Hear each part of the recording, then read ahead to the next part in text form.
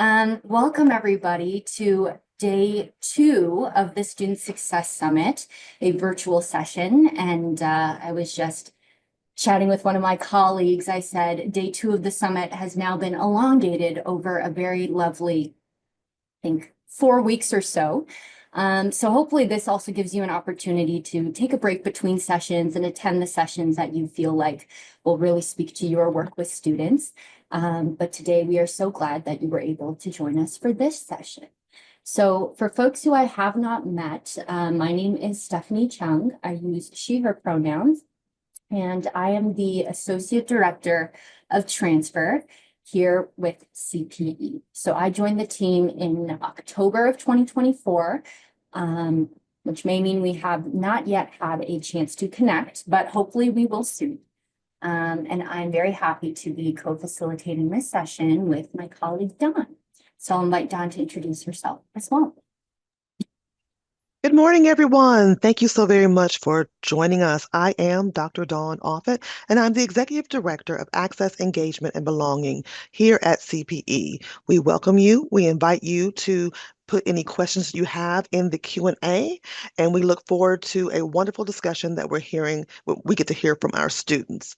I'll turn it back over to you, Stephanie. So much, Dawn. Now, folks, while we would have really liked to connect in person, unfortunately, we were not able to due to the snow. And I did want to take a moment to mention that my thoughts and my heart does go out to folks who may have experienced some flooding recently.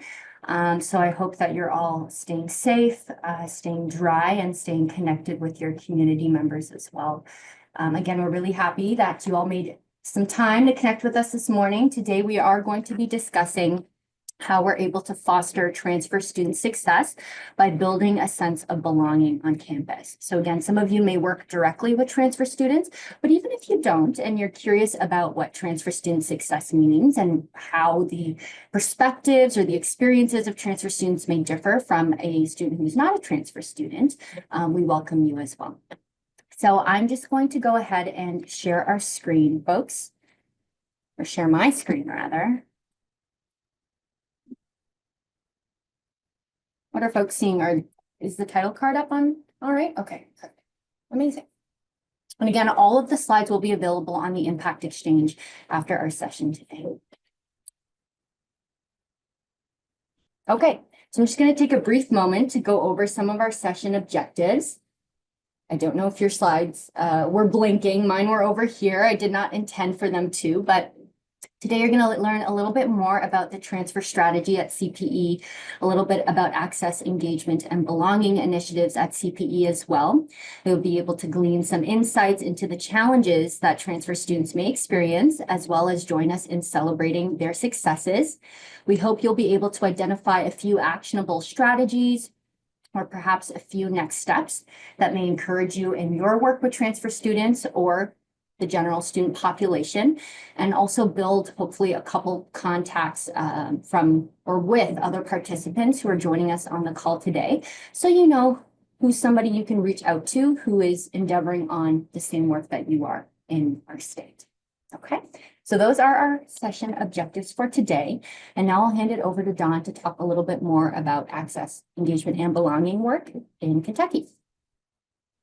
Thank you, Stephanie. So, access, engagement, and belonging is dear to the work that we do at CPE in efforts to support students and their success and their engagement. And we wanted to take a moment to share with you some previous work and recent projects that we've done. We have promoted professional development opportunities on campuses. We've worked with different staff members and faculty members. We had created a cultural competency credential certification for individuals who wanted to be on the same page in terms of goals and objectives and measurable outcomes for cultural competency. There was a credential certification process that was created that can be found on the website to look at target and key components of cultural competency. And then institutions that wanted to apply for certification could go through a certification process for that. We also have right now just started at the Student Success Summit, our seventh cohort of our Academic Leadership Development Institute. It is an institute for early career faculty and staff that have various backgrounds and experiences who are interested in leadership. And it gives them an opportunity to look at post-secondary education from both a national and a statewide perspective and gives them a great opportunity for networking. And then we've had a host of what we call our higher equity symposium and webinars. Higher equity we defined as an opportunity for higher education and conversations around making sure that students have what it is they need to succeed come together in a symposium together, and we brought those professionals and those interested in that topic together, as long as some webinars that we had. And those have been some recent projects. You can look at our best practices that came from those projects in our best practices in diversity, equity, and inclusion document of 2023. That can also be found on our website to go into more specifics as to what has been happening on our campuses. So some great work has been done over the years in diversity, equity, and inclusion. And right now we are looking at how we can evolve and we can change to make sure that we meet the needs of all of our students. Next slide, please. And so as we talk about access, engagement, and belonging and making sure that we meet the needs, I always like to make sure that we level set, that when I say a particular word, when you hear access or when you hear engagement or when you hear belonging, that there's no question about what it is that we mean at CPE. And so for this particular panel, we're going to be talking about belonging. And so what we are trying to ensure is that institutions have intentionally looked at policies and practices that help foster an environment on their campuses where particular members feel that they are valued, that they have places where they can go to be connected, and that when they share different perspectives, they are encouraged to share their experiences and their different perspectives. And so specifically, we want to talk today about how belonging impacts transfer students. And we'll have a wonderful opportunity to hear about some experiences from those students themselves so that we can, as professionals, take that information from our students and then be able to look at those practices and policies on our campuses to ensure that we are meeting their needs. So at this time, I'll throw that back over to Stephanie. Thanks so much, Dawn. And John and I have connected over the course of the last several months and have discovered that we're both word nerds. I say that in a very loving way. So we're kind of kindred spirits when it comes to, well, hold on a moment. What do we mean by this? What do we mean by that? And I hope for our attendees today, we'll also be able to expand our understanding of what transfer means and what belonging might look like with transfer. So now that you have a brief primer, if you can put it that way, on access, engagement, and belonging, I'd just like to take a few minutes to talk about the transfer strategy.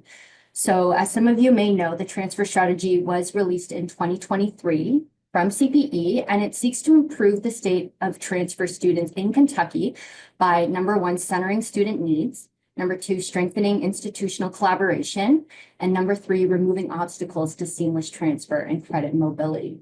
Now, as a part of the transfer strategy, there are several different priorities of focus or projects, and you'll see those listed on the screen here.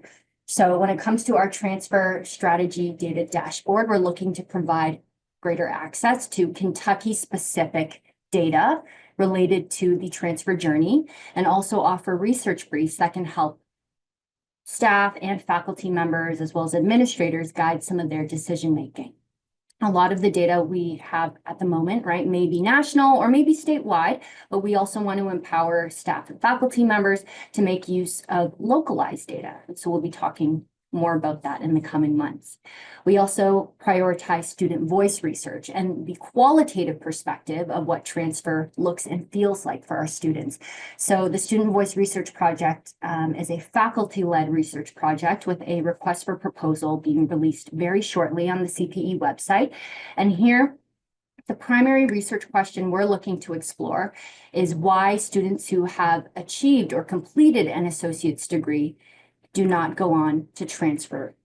So we will be exploring barriers, exploring perhaps goals, intentions, other challenges that have been met along the way. And we're really excited to bring that project to fruition and to launch that RFP again in the coming weeks.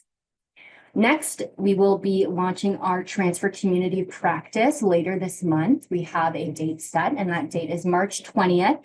And as you may know, a COP is a space where folks can share resources, connect with like-minded practitioners, perhaps explore some collaborative projects, and also recommend improvements to existing policies and programs related to transfer student success.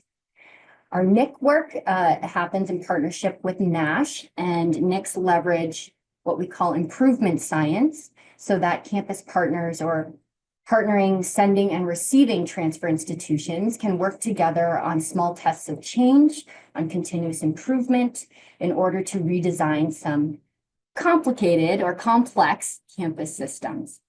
And then finally, some of you may have heard about statewide transfer pathways, which was also proposed as House Bill 427. And statewide transfer pathways is really about providing clear academic roadmaps to our students and staff, faculty members, and families to ensure that credits, what happens when you try to say credits and transfer, credits transfer smoothly, reducing both the time and cost towards degree completion. So certainly a lot that's happening around the transfer portfolio. And of course, you're welcome to read more on our website as well.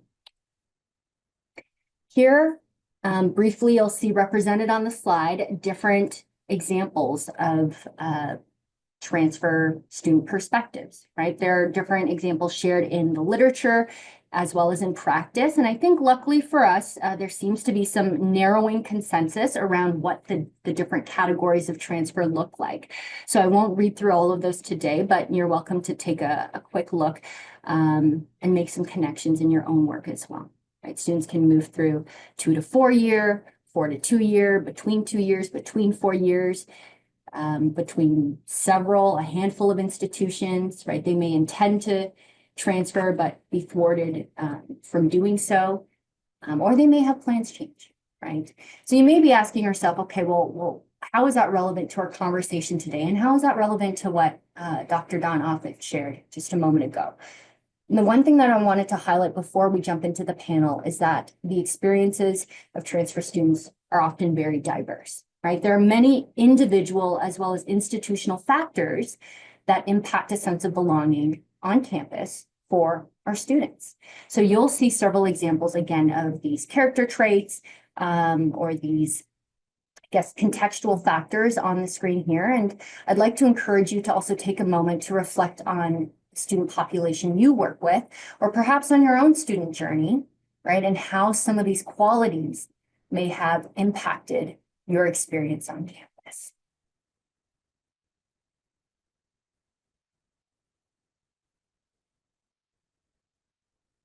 Now, as we head into the panel, I think through that reflection, right, about recognizing the individual and institutional factors, we come to the key of understanding why it's so important to hear from students directly what their experience has been like. And that's why we are truly honored to share our panelists with you today. And I will be inviting several folks to turn on their camera and introduce themselves as well. We have Addison Dunk, who comes to us from NKU. We have Ben Moore, who comes to us from BCTC. Ella Bowley, ooh, that was a wave from Ben. We have Ella Bowley from ECTC and Dania Britt, who joins us from the University of Louisville. So from our 2- and 4-year institutions. And we're very lucky to have our panel facilitated by Dee Parker. So Dee was also formerly a transfer student, I believe, currently a adult learner and a graduate student. Dee is also a social impact designer who comes to us from Eastern Kentucky and is a founder of Mentorship Matters. So I know in just a short time of working with and collaborating with Dee, he is somebody who's very passionate about creating inclusive spaces, building up resilient communities. And Dee, something that I haven't yet had the chance to tell you, I know we just met for a prep session earlier this morning, but the other day I attended a couple weekends ago a documentary screening at the Actors Theater of Louisville for the screening of After the Flood. And that is a documentary short which highlights the voices and experiences of the Black community in the Appalachian region, particularly in the aftermath of the historic summer 2022 floods.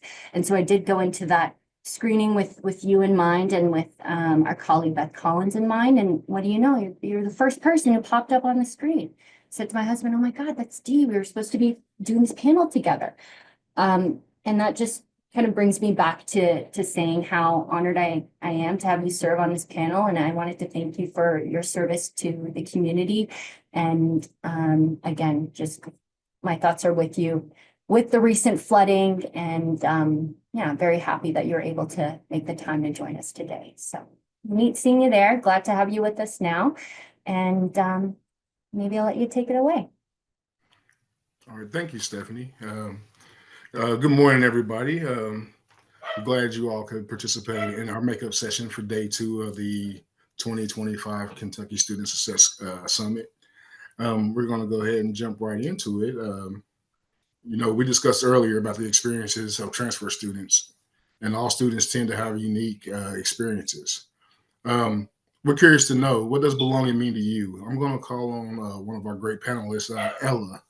What does belonging mean to you in this Yeah. space? I find it interesting that you all actually asked this question first because it's so centered around emotion.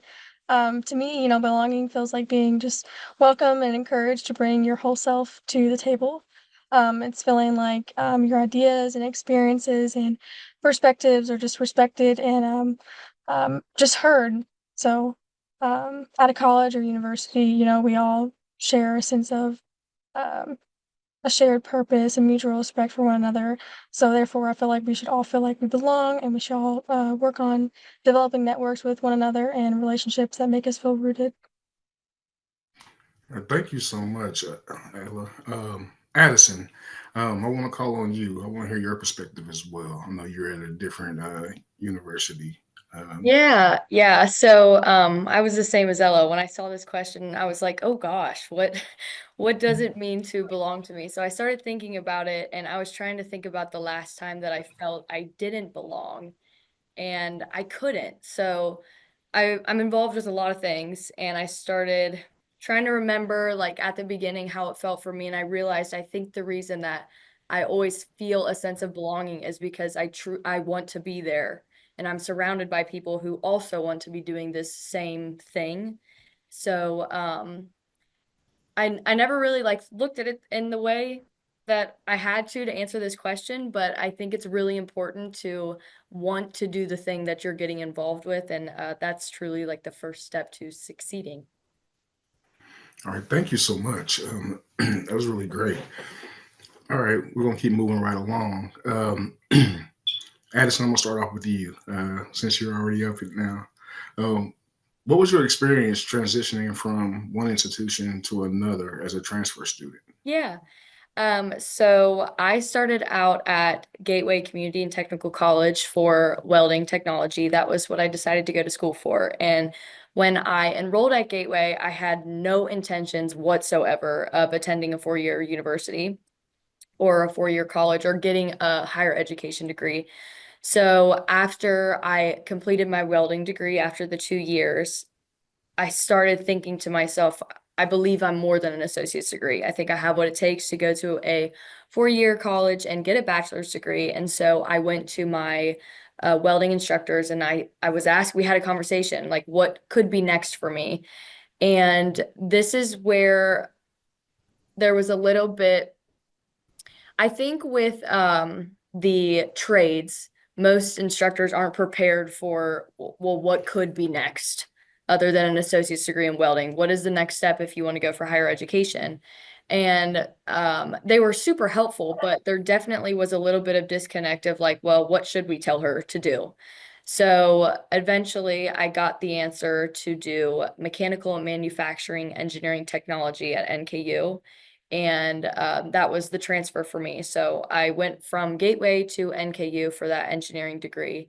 I would say it was pretty seamless, but the biggest struggle was just trying to find someone to tell me what to do next, what I could do next, because I had no idea. So, in short, that's basically what my experience was. All right, thank you for sharing it with us. Kayla, I want to ask you the same question. What was your experience transitioning from one institution to another as a transfer student? I'm sorry, not Kayla. I'm sorry, Ella. Sorry, Kayla's not here. Ella, I'm sorry about that. Yeah, that's okay. So I actually haven't had a full transition yet. This is actually my first semester at Murray, online this spring. So thus far, my experience has been somewhat difficult. Specifically because I feel like I've had to chase down a lot of the answers for my classes, applicable classes, and financial aid. Um, so yeah, in short, I would just say that it's been difficult only because I haven't had that person um, that's really told me specifically, you need to do this. This is the path you need to take. This is how we can line you up. Um, so yeah, um, I would say it's just been somewhat difficult so far. But until I have that true transition, I haven't really experienced any of the true transition yet. So. All right, let me ask you this. You know, since you're going through the process of transitioning right now, what has been the easiest part for you as far as finding where to go? I know you just told us about some of the difficulties that you have ran into, but what key elements have you found that were easiest for you to want to transfer? You know, Yeah. Um, Well, unfortunately, there hasn't really been anything too easy about the transition. For community college, it was not difficult to trust my, advisor, my multiple advisors actually, to create my schedules. Um, but, I had many misdirect me, which resulted in a waste of my money and time and dedication, which is really heartbreaking. But for the university, I could say, it's been easy to add myself into classes. A lot of things that you handle yourself. So I can, kind of create the schedule that I want, that works for me. But it has been frustrating to feel like the school doesn't have like a knowledgeable like recruiter who is recruiting me, who's invested in making sure that I'm understanding what's going on and that I know like what I am signing up for.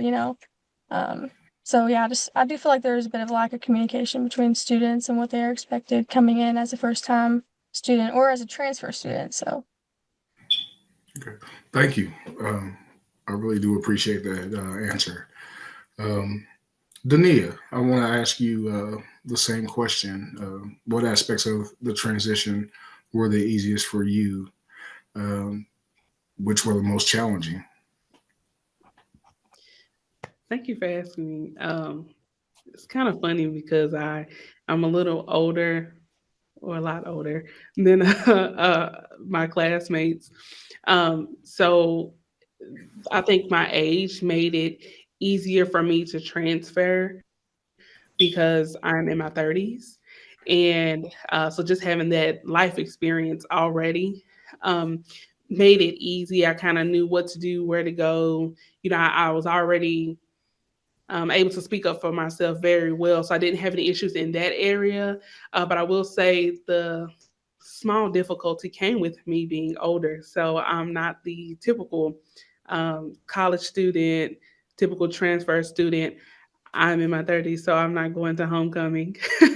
And I'm not doing a lot of different things, that they offer you, like, oh, come to welcome week. We're going to have this and spirit this. And I'm just kind of like, I just want to get my degree. Thank you for inviting me, but I just want to get my degree. So it was very different because I had to find ways to push all of those things out the way, kind of like eat the meat, throw away the bones. And you could tell they weren't used to that from having a non-traditional student. So that just kind of made it different because it's one of the biggest things at any university or community college is for the freshmen, the younger kids and things like that. And then you have somebody come in and they're like, hey, thank you, but no, thank you. I just need my classes. I need to know my resources. Where can I get scholarships? Where is tutoring? Things like that. So they had to I did have to wait, because some people were like, well, I'm responsible for doing this for Welcome Week or doing that for Welcome Week. So I had to wait on, a few things. So it wasn't super difficult. It was just like I said, I'm just not one of the younger students. so I'm not participating in, all those things that go on campus. And then they don't have a lot of things for you to participate in when you're not a traditional student and when you're an older student. So, yeah. Yeah, I understand that, Dania. I came in, I was a non-traditional student myself. So I totally understand that. But while we got you on the screen, though, I just want to ask you, what types of support systems, academic, social, or emotional, were most helpful to you during your transition? So for myself, the support systems that were really great is the Student Parent Association. I am a part of the Family Scholar House, so I'm a single parent. And having the support system of other parents who know what you're experiencing, and then also having your professors who allow you to bring your child to class because their school is on spring break and your school is not, or any other thing. So those support systems were amazing. And then also the resources for student parents. So whether that be scholarships, whether that be particular places that you can study. I know some of our study rooms have whiteboards. So I would bring dry erase markers while I study or while I do tutoring, different things like that. They were a big help. And then also first generation students. I'm a first generation student. So that was so helpful to me because I do not have parents I can go to and say, hey, what did you do to study? Or, different things like that. So for them to really look at my life and say, hey, we have something for students like you to help you succeed, not to make things harder for you, but to make it easier for you to succeed, to have a clear mind while you're studying, while you're in class or anything like that. Those resources made it so much easier. So it really took a weight off of me. All right. Thank you so much, Dania. Ben, I want to ask you the same question, if you don't mind answering. What types of support systems, academic, social, or emotional, were most helpful to you during your transition? Yeah, absolutely. I'll start with the academic part of that. I'm currently, just to be clear, on my last semester at BCTC, or Bluegrass Community Technical College before I transfer to the University of Kentucky. I've already got my application up and my graduation to get my robes and all that done. But unfortunately, I think it's a rather basic answer. My advisor has been my number one support academically, getting my classes done, getting at graduation done. They've been very close, very helpful, I'd like to say. They got me to this opportunity to speak today, and that so far has been my number one support system for sure. There's other help. There's a whole, I think, offices really of people dedicated to it. You have to reach out and find them, which is mostly the first trouble with it, but they work on that too. And moving on to social and emotional, I want to say I'm in a pretty unique position compared to some of my other panelists here, in that my scholarship has paid for me to live on the University of Kentucky before I transfer there. So I'm in Pigman Hall over at UKSC Engineering Dorm. I'm an engineering student, and as part of that, I live as part of their living learning program for students. Can somewhat already be involved on campus, and I am right now. And I have access to UK healthcare, like normal UK students, and several other stuff like that.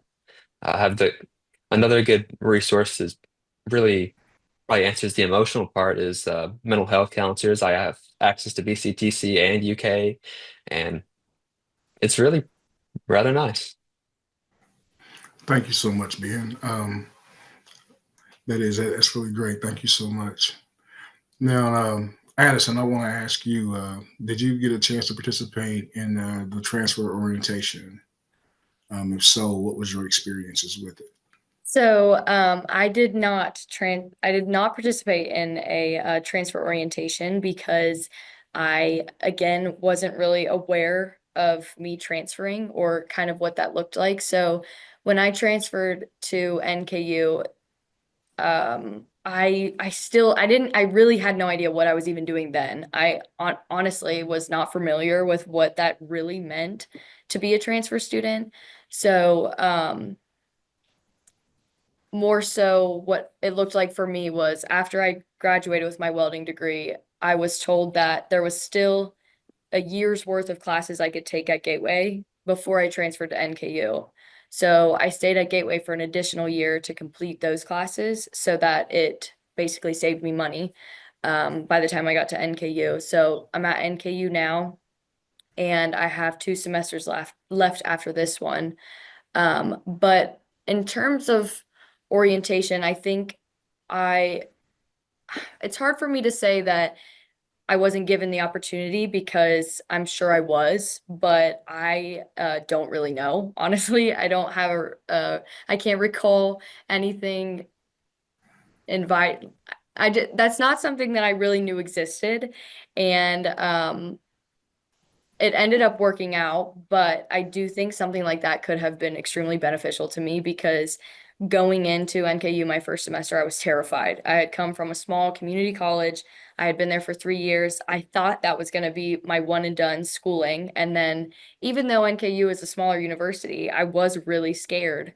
And thankfully, the website, has the map and everything. But I really did feel like if there would have been more of a push from someone or something to extend out the orientation to me, I would have went and saved myself a little bit of stress. But yeah, I can't really say that I knew there was one. Yeah. All right. Thank you so much. Ella, did you get a chance to participate in the transfer orientation? If so, we'd like to know your experiences as well. Yeah, so actually I did not participate in the transfer orientation only because I have not transferred yet. So I do plan to attend the transfer orientation as soon as I do go down there over the summer. I'm planning on getting everything set up. So I've got my room and I'll probably be going to the transfer orientation. I'm gonna try to anyway. So All right. Well, thank you. And while we got you up on the screen, Ella, I want to ask you, have you noticed any gaps in support offered to transfer students? If so, like what could have been improved to better support your transition? Just be honest, just be you. yeah, okay. Um, honestly, I believe that the advisors could be need to be held accountable for their roles to properly advise students. I've had multiple advisors just misdirect me, and it's caused me, like I said earlier, just to waste time and dedication and money, and it's been awful. So I think, having advisors that will be able to place you in the right classes and who are dedicated to you as an individual is super important.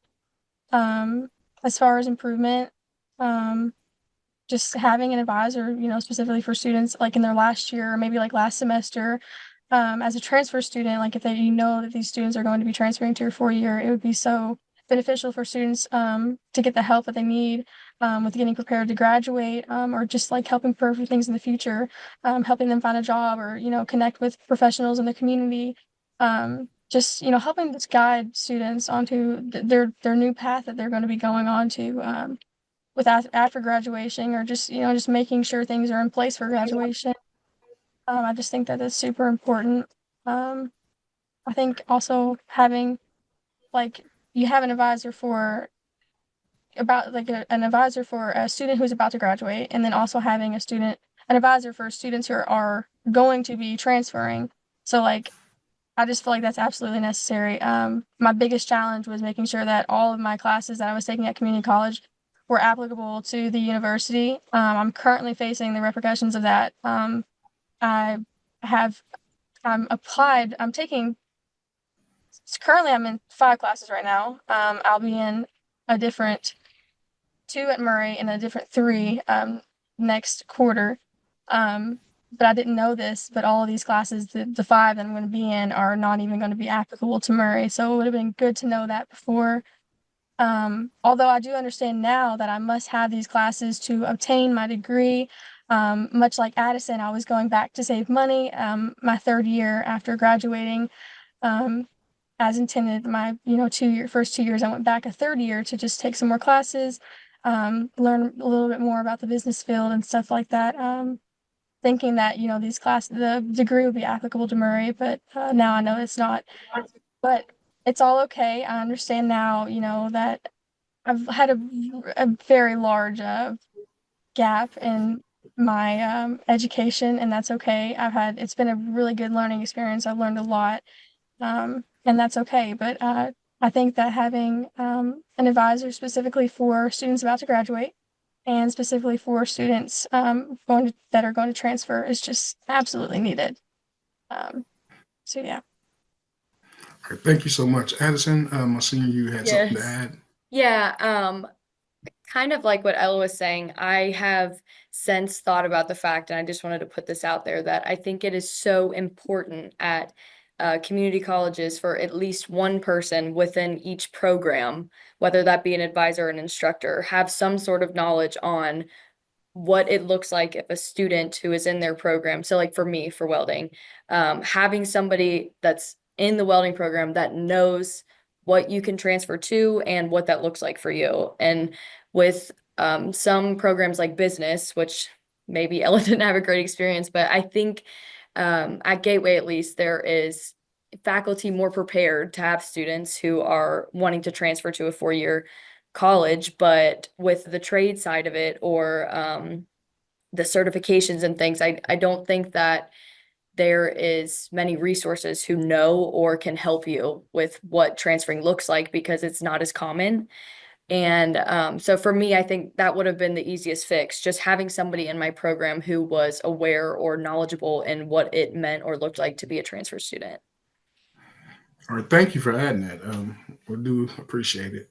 Um, let's see, Dania, um, I got a question for you. What was your approach to getting involved, well, with the club, the organizations and clubs that you are involved with on your campus as a transfer student?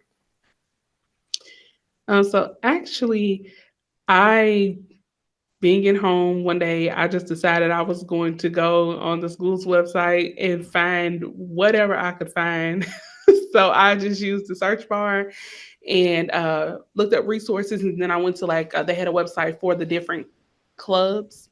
And I just scanned each one, and I just put like parent or single parent or things like that in the search bar. And that's how I found the Student Parent Association. Um, I am a big researcher because I've had that experience of no one having, being able to help me with different things. I was luckily able to be a part of Ultra. It's a transfer service that U of L has with JCTC. So they actually have an office, everyone in there. They specifically work to transfer you from community college to U of L. So they say, hey, you need these classes because they transfer to U of L, things like that. So I had that part. But nobody told me about the things that I could be a part of. So I just got on the school's website and I literally just searched. I spent all day just searching. And it was so easy. They welcomed me with open arms. And those people in those different groups were able to tell me, hey, you can get this, you can be a part of this, you can do this, because they had been a part of that group for a long time. So it was actually easy for me because I'm a researcher. That's just my heart. I just research. All right, thank you so much. Ben, I want to ask you the same question. What was your approach to getting involved on campus as a transfer student? Since I know you're in the process of transferring fully to UK now. Yeah, yeah. As I spoke earlier, I'm somewhat already on the campus at the University of Kentucky, thankfully. I'm going to talk about the academic part of that and how I get involved. Really, I can reach out and go and find email and talk to some of the staff at the Department of Engineering Technology, which is my major, or under that department. I know a lot of them, not personally or anything, of course, but I've seen them, I've talked to them. I've been to meetings they've hosted, stuff like that. And those would be the people, if everything goes right, and the next semester I'll be learning under and all kinds of things. And on more the social aspect of it, I go to different student clubs all the time. I'm part of the creative writing club, or try to be. Part of how I live on the University of Kentucky is I can go to those things and access those things, even if I am a BCTC student. I know normally outside of my scholarship that the UK and BCTC have, I'm not sure if it's really an organized partnership, but any kind of BCT student can pay out of pocket or have a different scholarship and live on UK and have access to similar things. And feels a little bit like a cop-out answer, but yeah, I'm already involved. I reached out, looked up stuff, had great opportunities through my scholarship, and they helped connect me. Thank you, Ben. Appreciate that. Um, Ella, I want to ask you, were there any specific resources or opportunities that um, helped you feel more comfortable and connected to your campus community? Yeah, so actually at the community college, we have a TRIO, student support services. So they really helped me towards the end of my journey, creating my, transfer schedule and just like they took me on the Murray State transfer trip, which was really cool. We got to go down over fall break and just they did a little tour. It was really personalized. I got to ask a lot of questions and see some things. It was a really good experience. I'm glad I went. But TRIO engages with students via phone and email. They'll give you calls, listen to emails with weekly agendas. They just check in periodically to make sure that your schoolwork is going okay. And I think that this really just helps students feel connected, and it makes you feel like you do belong and that someone is watching over you and they care. So it's really good to have that tutor or extra, just, they have a space where you can go and just feel welcome and warm, and snacks and everything like that. So it's just a really good space to go. So I feel like that's really been the biggest academic, social, and emotional support system for me throughout my community college. All right, thank you so much.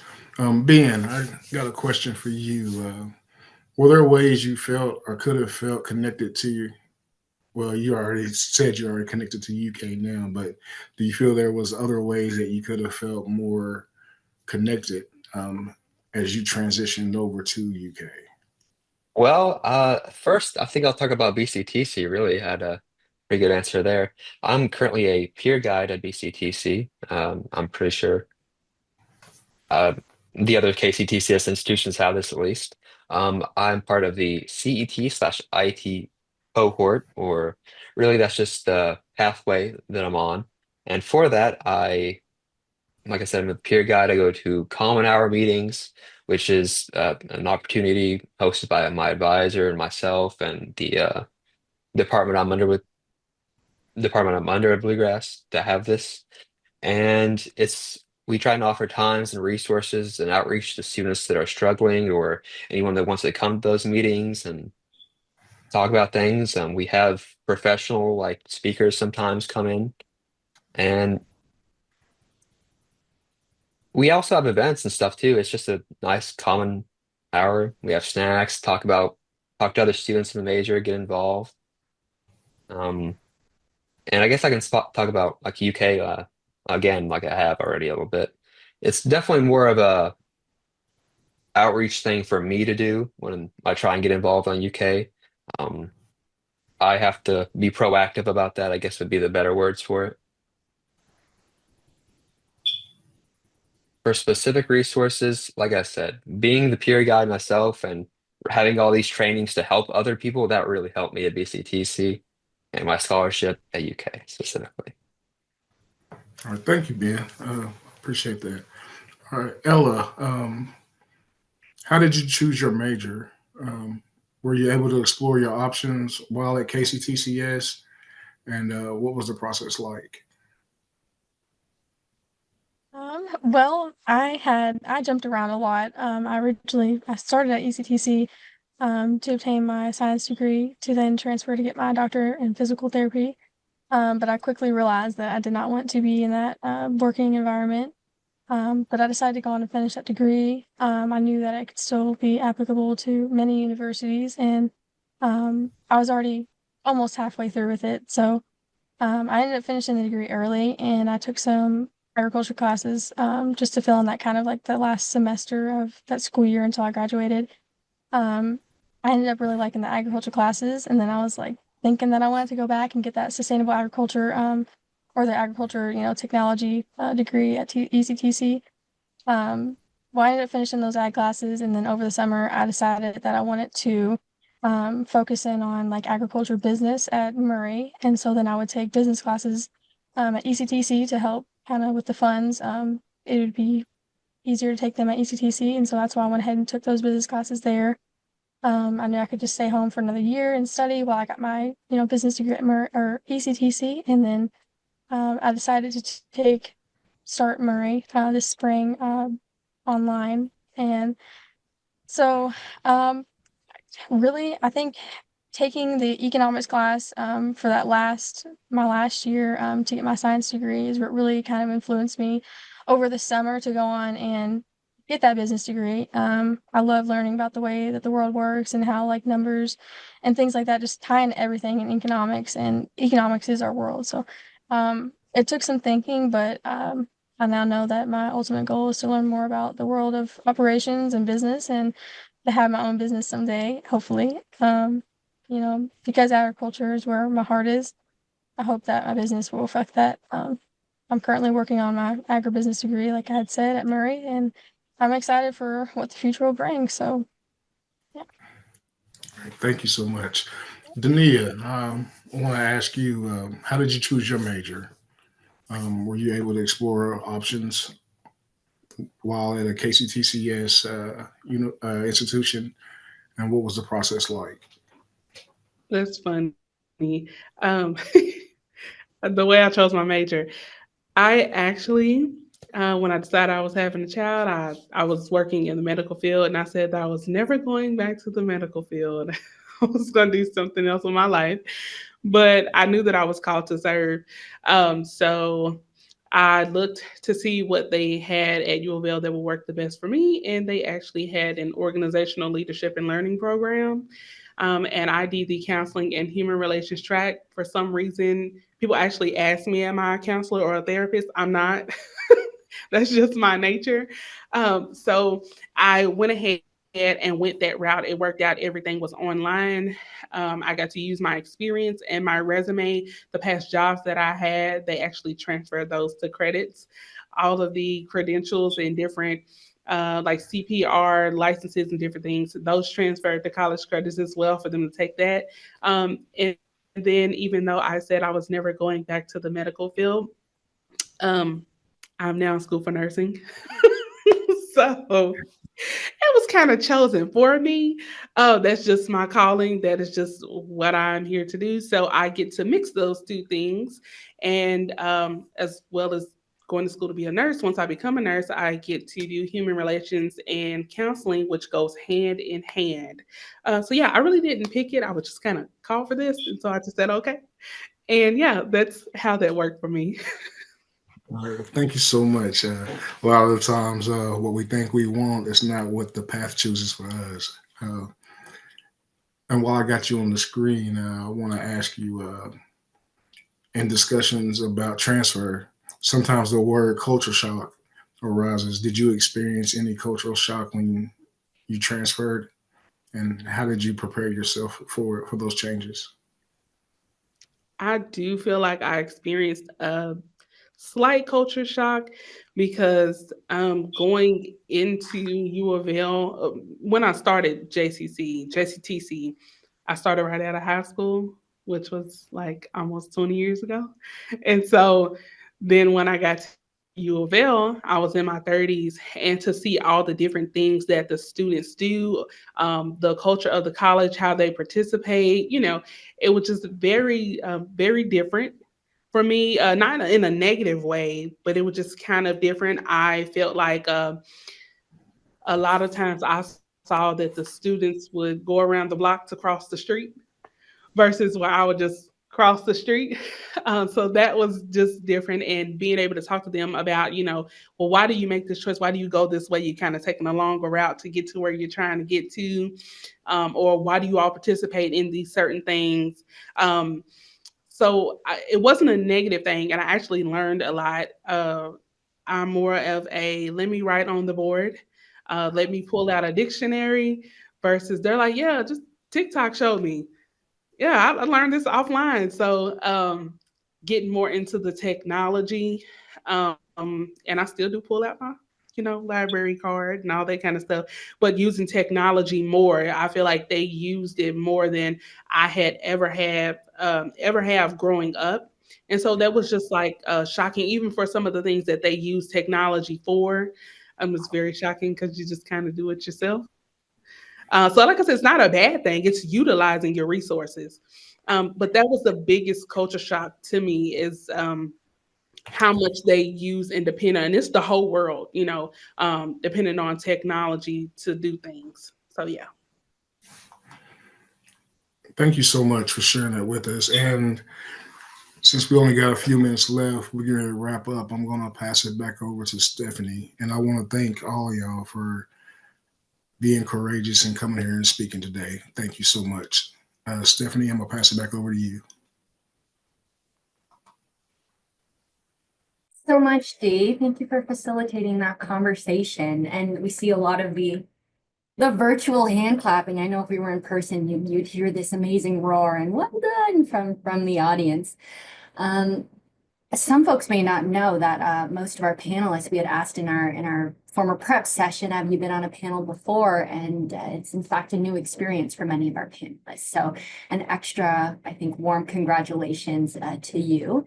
And I think it's really nice also being able to hear you articulate your own story and how you got to where you are today and reflecting on your own kind of trials and triumphs and your resilience. So I hope that for all our panelists today, you're also taking that away and you're able to continue to reflect on your journey, as I know many, even well-seasoned higher ed administrators, staff, and faculty members continue to do as we look for purpose and direction in our own lives. Speaking about reflection, I just wanted to share out a few kind of final slides here with our attendees today. Is that showing up on the screen all right? Okay. So had we been meeting in person, I would have asked our attendees to do a little bit of homework and to get into small groups for reflection. Because we're meeting virtually, attendees, you are welcome to respond in the chat. I encourage you to take a moment to reflect on our time together today. And this is a reflection model known as the head, heart, feet model. So for your head, what is something new that perhaps you learned today? How are you thinking about things differently? Right. I know one comment, Addison, you made about how sometimes, or when you approached one of your course instructors, they may have seemed a little bit caught off guard because they perhaps had not been anticipating, right, transfer after the trades. And so for me, right, I think I'm encouraged to also think about when we talk about equity in the transfer process, or when we talk about which majors or pathways to focus on, oftentimes we're having conversations about, well, which is most needed in the workforce, or which are some of our more popular, right, majors and programs, which will impact the highest number of students. But the experience that you shared today, I think also encourages us to think about, well, what about everybody else, right? Just because a program may have smaller enrollment doesn't necessarily mean that, it should be overlooked, or perhaps there are ways in which we can balance our time and resources to make sure we're serving our students in an equitable way and that students all have opportunities to succeed. A heart reflection refers to how do I feel about what we've discussed today, right? Is there anything that was particularly convicting? And Ella, you had mentioned very early on about bringing your whole self to the table. That reminded me of a quote by the social scientist Brene Brown. I think she had said, if I get to be like you, that's when I'm fitting in with my peers. But if I get to be like me, that's when I know I found a true sense of belonging, right? And I think that's also really important to keep in mind. Finally, feet, right? So again, for our attendees, what is something that I can do, or what is something you can do to take action and to apply what you've learned? That doesn't necessarily mean just an action item for direct implementation. It could also mean there's something you're curious about that you'd like to explore further. Dawn, did you have anything that you wanted to share for reflections today? You mentioned earlier that you and I are kindred spirits around words. And so I think that I find it interesting that in terms of the head reflection, it was the same example that I had that Addison spoke, but that's the one that really struck me about having having the need to know how to pursue this same type of content and major at a 4-year, and not having faculty members or people to be able to point her in the right direction. So that struck me, the same example that you shared, that struck me as something that I learned and that I'll be thinking about as well. In terms of the heart, what kind of, I guess, struck me is just the resilience and the persistence of the students that we have on the panel, that despite the fact that they describe some barriers and some challenges that they've had, they're like, I'm in it, and regardless of that this didn't work, I'm still here, and I'm going forward, and I'm planning on finishing and doing, et cetera, et cetera. So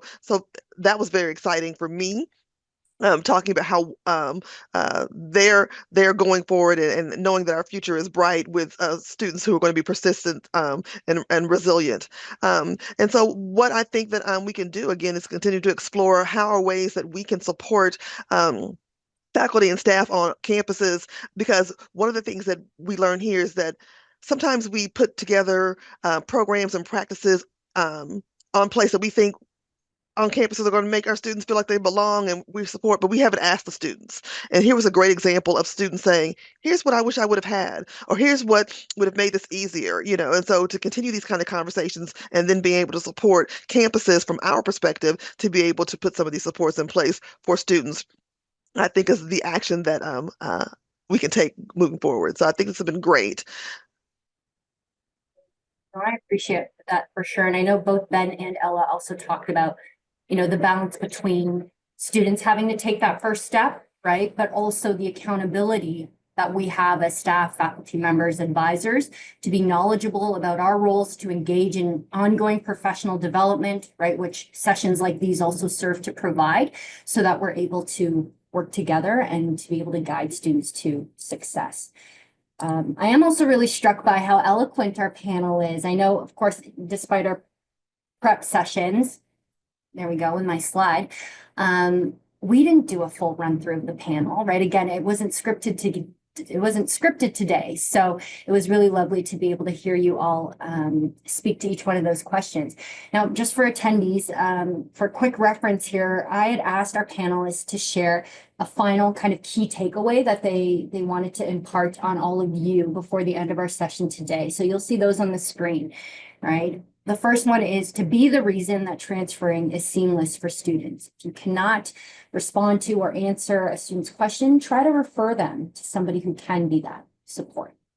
Right, here's some feedback for your transfer students who you may be working with. Invite them to embrace the community that they have been given or that they find themselves in, right? Do your part to make it better and be the reason that someone else does the same. So again, going back to that mutual kind of benefit, partnership, as we're sharing community. Number 3, staying connected with each other is the key to success. Every student needs to feel valued and that their success matters. And finally, transfer students are excited to explore the new opportunities available to them, inspire them to embrace their potential, and remind them of the exciting possibilities ahead. So certainly not without challenges or chaotic moments, but lots of optimism, tons of resilience, and many strengths that transfer students also bring from their own walks of life, from their own journeys, right? Dania in their 10s and their 20s and 30s, and even more so, that I think make you a strong collaborator and somebody who's able to, again, share that life experience in your classrooms, right? In dialogue and in debate. And that's certainly a valuable takeaway as well. Folks, as we close off today, we want to keep you, again, my slides just keep blinking, but we want to keep you abreast of some of the upcoming engagements that are available to you. The College Source, I think they might be a nonprofit higher ed organization. They're hosting a community discussion series on the topic of developing a transfer-friendly culture, and that takes place on March 18th. You can learn more about that session on their website. And as I mentioned a little bit earlier today, Transfer will be launching our Community of Practice kickoff on March 20th, and there is a QR code on the screen for you to sign up as well. You're always welcome to stay connected with Dawn and I, or reach out to any staff member at CPE if you'd like to learn more about our work. We are a little bit past time now, so if there aren't any other questions in the chat, I think we're okay to close for today.